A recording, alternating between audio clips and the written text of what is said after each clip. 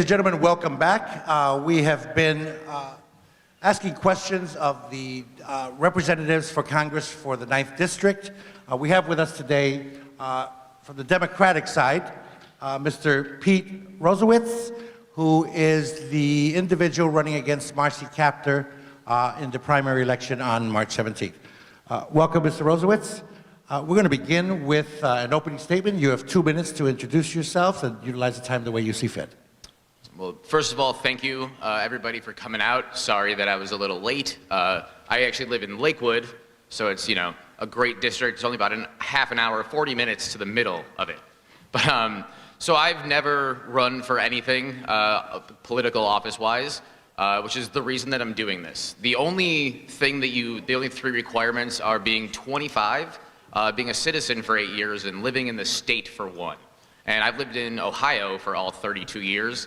I grew up in North Royalton, went to St. Albert the Great from kindergarten to 8th grade, went to Ignatius for a little bit, St. Ignatius, and then graduated from the University of Akron in 2010. I moved back up to Lakewood right after that, worked at Quicken Loans for 3 years, set a record. I wrote 101 loans in a month. Got out of that, helped open a restaurant on 41st and Lorain called The Plum, and now sous chef, salesman. I play a bunch of instruments as well. It's time to add Congress to my annoying resume. But basically the whole reason that I'm doing this is to show people that you don't have to raise $1.5 million, $2 million in order to give somebody a general race for a primary election. The government isn't there to just take things and decide what we need to do and what laws we should follow.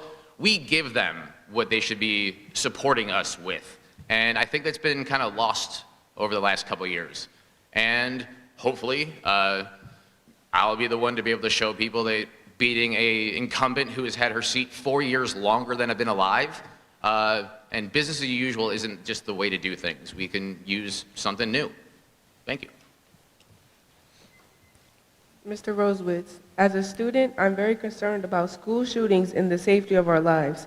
Please share your thoughts on the current national effort by students to impact the laws related to guns in this country. Yeah, great question. So when I was running a taco place in Lakewood called Taco Tanos, one of our servers organized a walkout of Lakewood High School. They went to Washington, D.C. to protest, and I think that that is amazing. Everyone, especially children, if you see something that is inherently just really evil, such as a school shooting almost every day of the year, more people should be getting out of their jobs and out of their houses and going to the streets, because this is awful. Every country has mental illness. Every country has video games. It's not that. There's something different. There's a real root cause. My 2 things with it is we can adopt something like I believe 16 other states have, where there's actual gun licensing. You don't just buy a gun and you're good. You have to have a license. It takes more than an hour to be able to get a gun. It takes a couple weeks. Or we roll with what Chris Rock said in 2002, and you guys can have all the guns that we want, but bullets cost $4,000 a piece. And hopefully we'll be able to cut down on it. But obviously the licensing one's a little better. Thank you. And for your second question, do you believe that the practice of separating families from their children when they're caught entering the country illegally is an effective deterrent to illegal immigration? Why or why not? Oh man, no, not at all. I can't imagine something that would anger me towards a country or a nation or a bureaucracy more than being starving and hungry and thirsty and willing to walk God knows how many miles through a war-torn country just for the off chance that my children may have a better life. I know my parents would do the same and more for me. I would do the same for my 6-year-old nephew, and I'm assuming just about everybody in here would be more than willing to do more than that, just for a chance, just a minute possibility. No matter what cage you have to be put in, you're never going to see your children again. They get separated, they get lost. I I'm guessing a lot of people would do that. I would, and I think that it's not the right way to do it. There is no line to get in this country. To get in here from Mexico, the average is like 7 to 9 years to be able to do it legally. If I was starving, if I was hungry, if I was worried about violence towards myself, my family, I would be crawling through whatever it took to get into this country. And I think that as the greatest nation on this planet with the most wealth, especially with the amount of land we have, we can find room for these disaffected people that are just getting shoved through a system that clearly doesn't work. Thank you. Next question.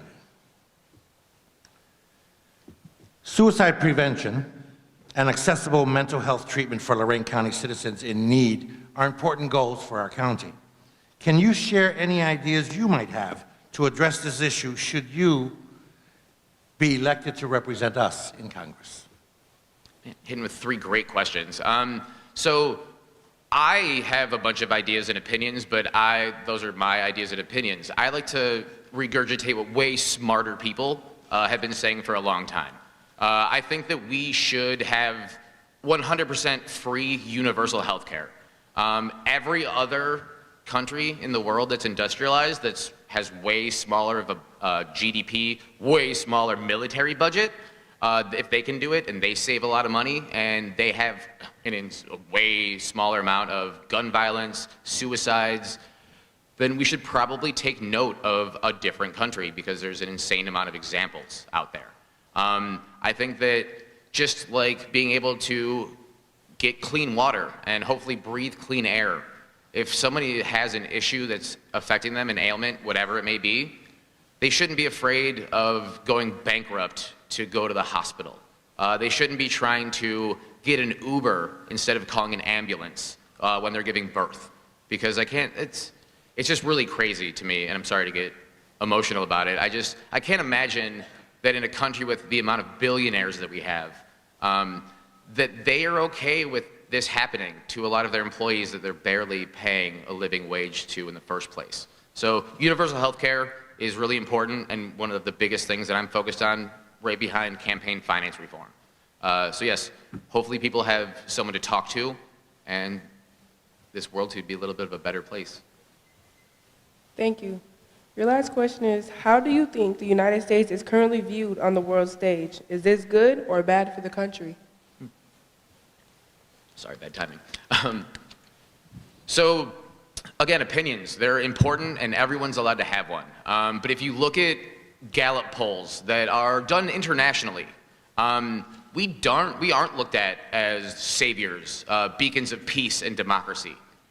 We are usually the #1 answer of who people think is the biggest threat to the planet. And that's real. That's not me being like, oh, the government, whatever.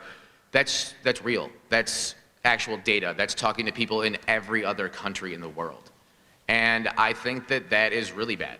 I don't like when my friends are mad at me for a minute. I can't imagine that entire countries, a majority of the world not liking us is a good thing. And I think that there are definite reasons for it. And I don't have like 45 years to discuss all of them right now. But we need to start talking about those reasons. We need to be honest with ourselves. We can't just go, yes, America's great. And someone says, why? And we go, well, because America's great. We are great. I love this country. I love the people, the diversity of the ability to just walk into a restaurant and hang out with a lot of different people in a lot of different socioeconomic circles. Because that's how you learn stuff, is by hanging out with people you don't know, that know things that you don't. And the first thing well, I'm not going to tell you guys what I think we should learn, but shucks, being honest with ourselves is really important. And I hope that we could all take a look at what's going on in our country and not point fingers, but just own it. Thank you. Thank you. You will have 1 minute for closing remarks. Shucks. Well, thank you all for listening to me ramble for a few minutes. Sorry if it was a little more wordy than necessary. I'm pretty gosh darn nervous. I've never done this before. The last time I was remotely related in anything political, I got arrested in 2015 for protesting the Michael Brelow verdict. The police officer that got let go when there was like 128 bullets fired into a car. And I wasn't planning on going there. I was at work, and I got stuck in jail for 2 days. So this is the next thing that I'm trying to do, because I notice when things are going on in front of me when they're bad, and I annoyingly get up and act right away.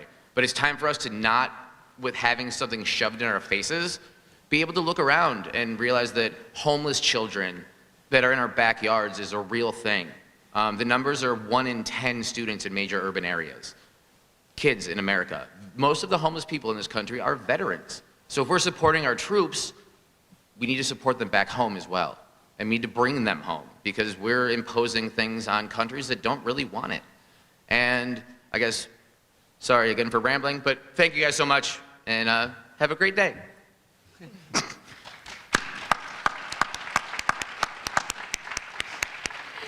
Thank you very much. We'll take a short break as we transition into the next race.